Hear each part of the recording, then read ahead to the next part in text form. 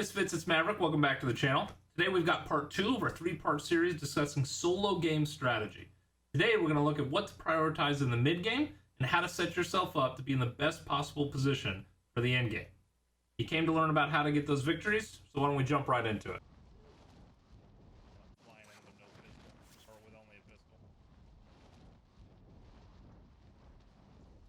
First, we need to make sure we have a common definition for the 3 distinct phases of Warzone. First, we've got the early game. The early game goes from pre-game lobby till first circle closure. The early game is really what sets the tone for your match. It's where you start building up the confidence to be winning those gunfights as you get deeper and deeper. The mid game, that's phase number 2, is the period between the first circle closure and when the gulag closes. The mid game is predominantly about securing utility, tracking your opponents, and positioning yourself for the final circle. The end game is the period between the gulag and the victory you're going to brag to your buddies about, but we'll get to that. So to set the stage, I chose this clip. What's going on is we've won our gulag match right as the first circle's coming to a close.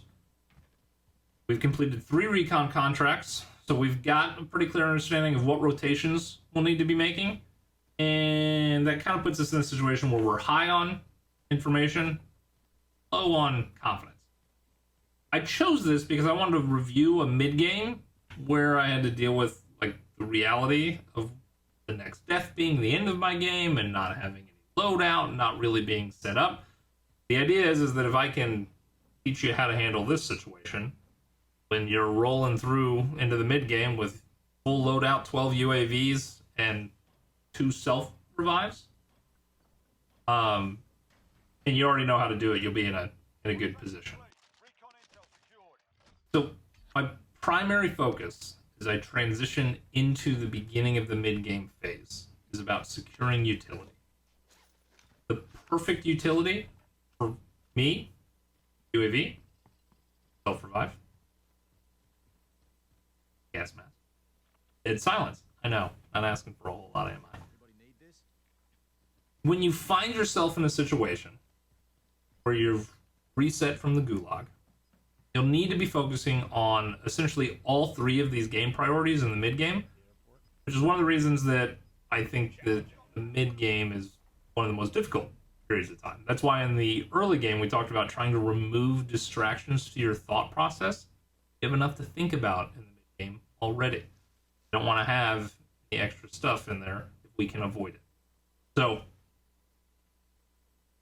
as soon as you can check these utility items off your list in the early part of the mid game, the less you have to worry and think about, more your attention can be focused on tracking your opponents, and forecasting where the end of the circle is going to be and getting in the best possible position for that. So utility items, straightforward. Get them as fast as you can. Don't treat cash as something you have to spend. You need to have a purpose for going to the buy box. Tracking game flow is a difficult and constantly changing priority. This is what makes the mid game really the hardest part of Warzone. So tracking players is going to involve using audio cues and holding them in your recent memory, placing them around the map based off your familiarity with the approximation of distance for each different cue. You're going to need to use visual cues. Those are going to be not just a guy running in front of you. Those are going to be things like you see loadout packages dropping in. You see contracts picked up. Contracts being activated. Recon contract. Kill streaks is one. Kill streaks is a pretty unique one. So think about your own gameplay. Think about how often run up to a buy station, get there, purchase a UAV, and immediately pop it.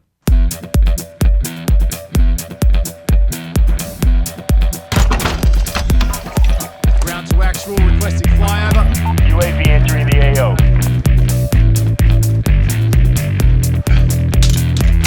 Friendly loadout drop on the way. Enemy UAV over. Common move for most players, especially solo, because you're worried about getting popped while you're going through the buy station, checking out your shopping cart.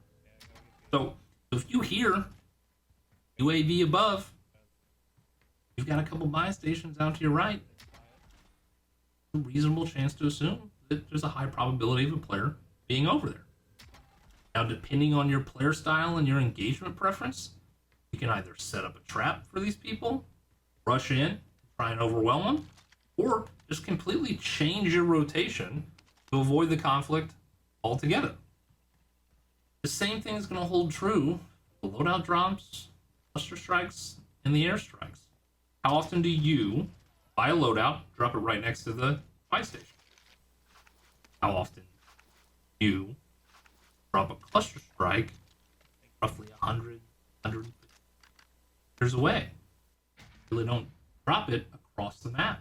Airstrike tends to be a further away kill streak that you use. So think about how you use different items throughout the game, and then use those estimates to try and figure out what your opponents might be doing. And the entire time you've got this model up here that's tracking individual movements and cues for players. So you can say, well, out to my right, especially south coming in from the storm, there's a pretty big cluster of people. So I either want to avoid it completely, I can get in zone, high ground, really beam whoever's left over rotating in there, or I'm running straight across the map and I can clip them perpendicularly just coming across. So if you start looking at those as not a, oh crap, someone's got an airstrike, or oh, someone's got their weapons, got to worry about that, use them to start tracking player movement throughout the map, and then allow your style and engagement preference to dictate what you do with that information. It's really going to help you with securing your top 10 placement and figuring out how, when, what speed to rotate.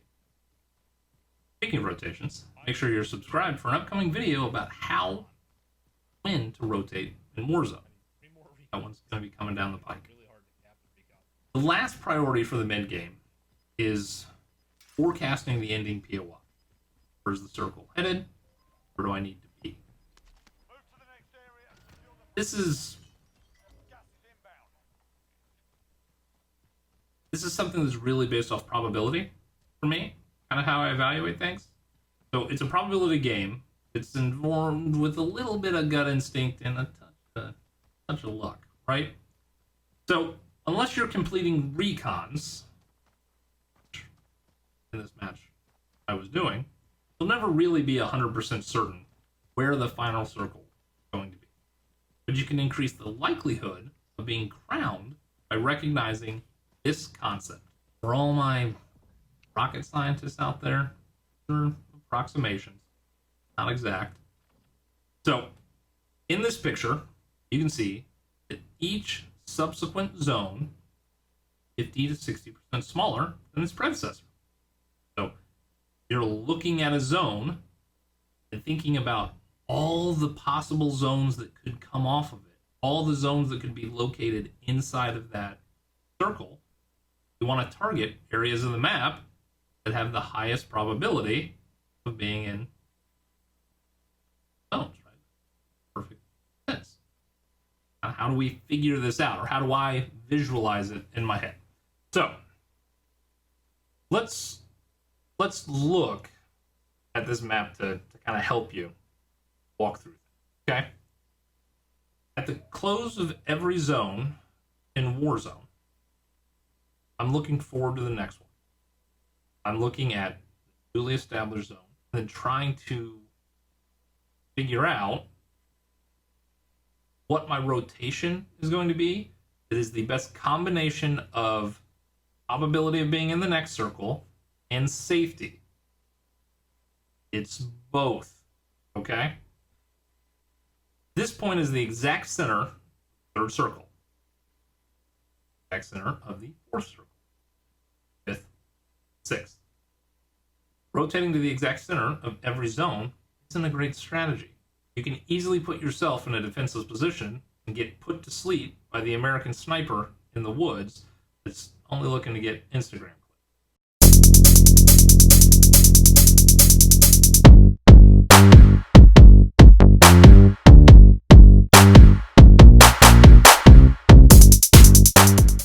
Rotating, right, gotcha. We're there. So you want to rotate to an area that gives you the highest probability of being in the next circle and is the safest place for you to defend.